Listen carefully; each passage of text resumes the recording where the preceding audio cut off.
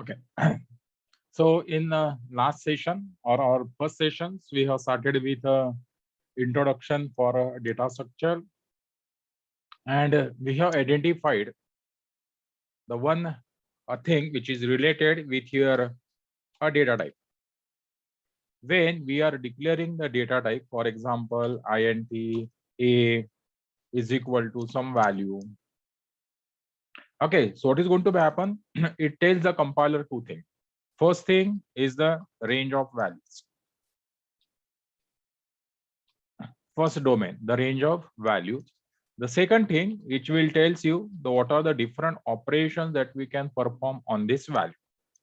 Just as we come to know that this particular operation cannot operate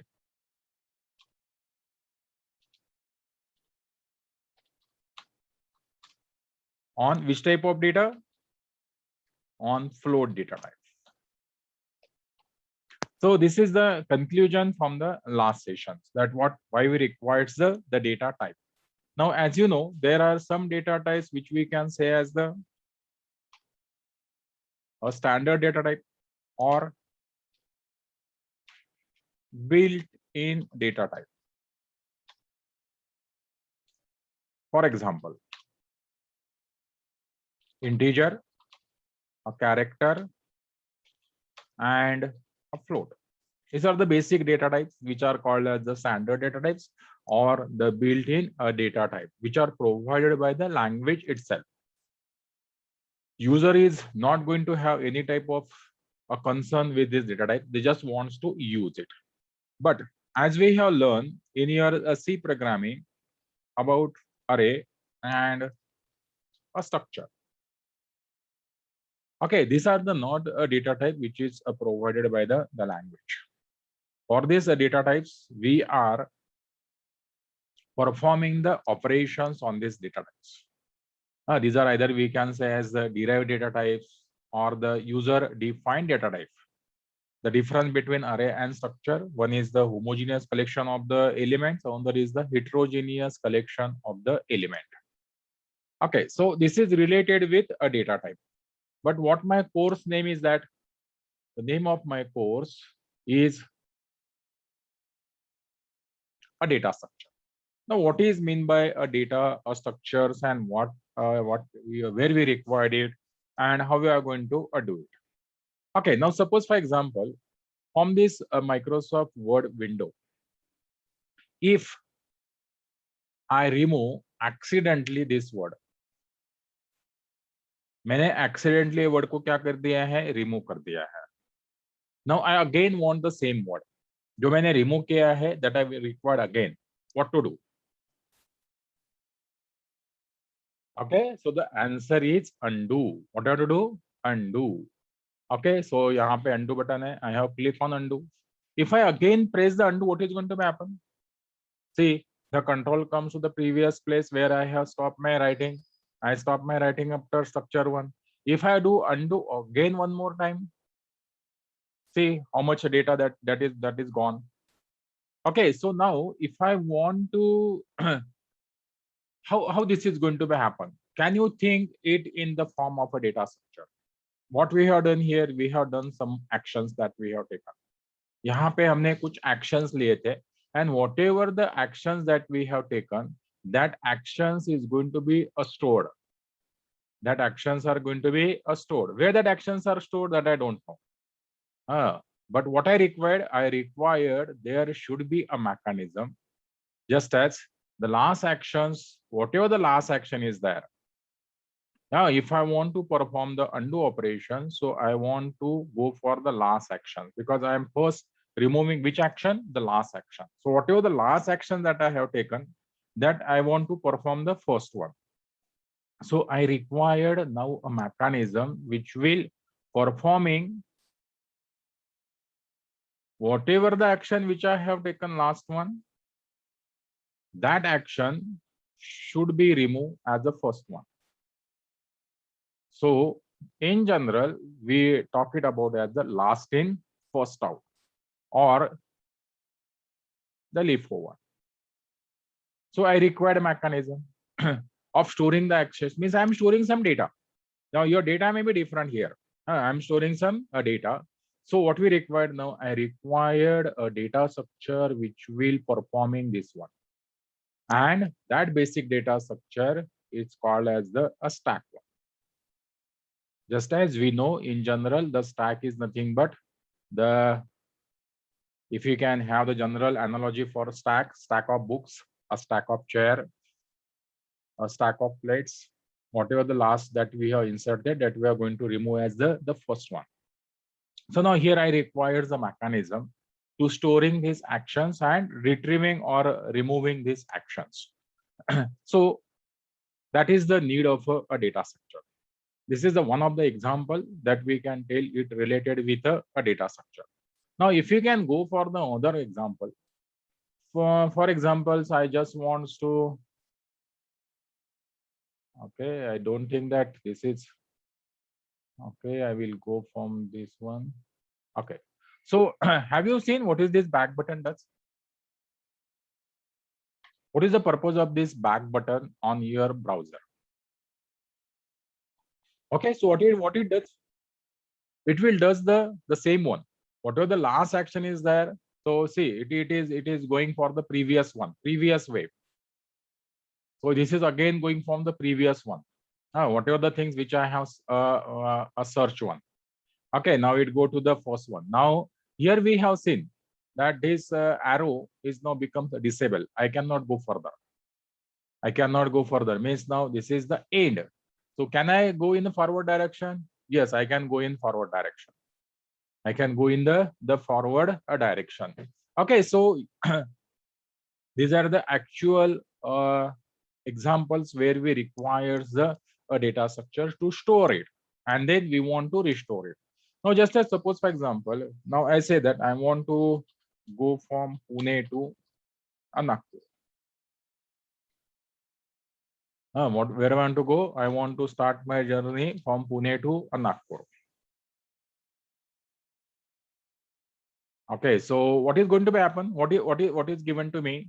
I have given a map. I have given a map, and this map said that my starting locations and my ending location. Okay, so now when I get this map, I may have the different stops or different cities that can come across my journey from Pune to Nagpur. Now here, what they are going to find out? They are going to find out the distance between the two cities. Now, if I want to represent the same thing and I want to calculate, or how the Google is going to be calculate, or how the Google map is going to calculate the shortest distance between the two cities. So for that ones, which type of a data structure that we are going to be used, or how we are going to be represented? As we are the mathematics students, we come to know that this we can represent by using a graph, isn't it? So my question is that how the graph is going to be represented in memory. I want to represent the graph in memory of my interested cities from where I want to travel it. And I want to find out the time which is required to travel from one city to another city. Either I require the minimum time, or I require the minimum distance, or the shortest distance between the two cities. So there also I required a data structure. That is why we are learning the data structure as one of the our prime course. Now, just now we know that nowadays we heard about the word as a machine learning, or in a short ML. So when we are learning for the machine, at that time we want to learn it from what? We want to learn it from the data. So we want to process the data, and we want to provide the data for your machine learning algorithm. So we comes across the two things. Either we can take your program. Can I say my program? I can say nothing but program is nothing but it is a data structure plus algorithm. What we can view your program as nothing but a data structure plus algorithm. So we want to operate your algorithms on the data. When we say your algorithm is efficient, algorithm is nothing but what? It is the formal steps that is going to perform to achieve the predefined task or to achieve the predefined goal. Just as for the goal for the Google Map is to find out the shortest distance between the two cities. So that is nothing but the algorithm. So algorithm is what? A set of instructions which are going to operate on a data so that we can achieve the predefined goal for which we have written the algorithm. So the program that we have written, so whatever the program that we have written on your first SEMS, it contains the particularly we are now agree with the data. We may have data as the a scalar data, one quantity, or we may have the set of data, just as when you work on the array and when you work on the structure, as well as when you work on the file. So if we have the program, which is nothing but the two parts are there in your program. One is the data structure and one is the algorithm. So the data structure part is the most important one. Why it is most important one? Where we are going to store this data? Data is going to be stored in memory. Where we are going to store the data is going to be stored in the memory one. Now, when we go for the file structure, we may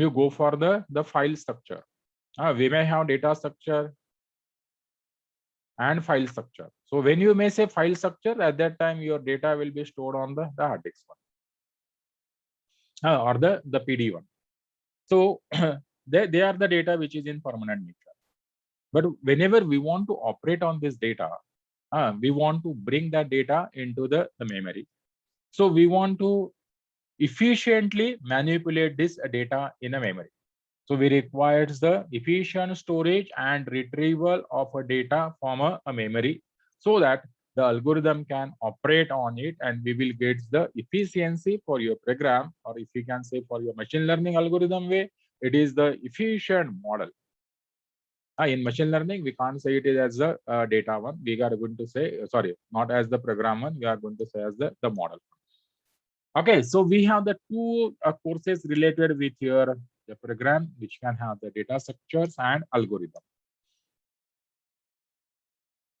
Okay. So now one of the data structures which we have already studied is the array one. Now I'm going to declare the array. Int A is equal to 1, 2, 3. Int B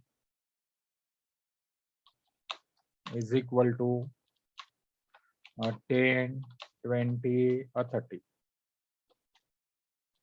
Int C, which we don't have. And now I am going to say C is equal to A plus B. And then for I is equal to 0, I is less than 3, I plus plus.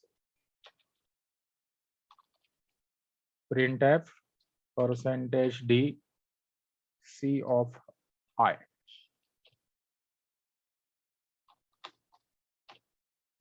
Okay, what this a fragment of code is going to be print?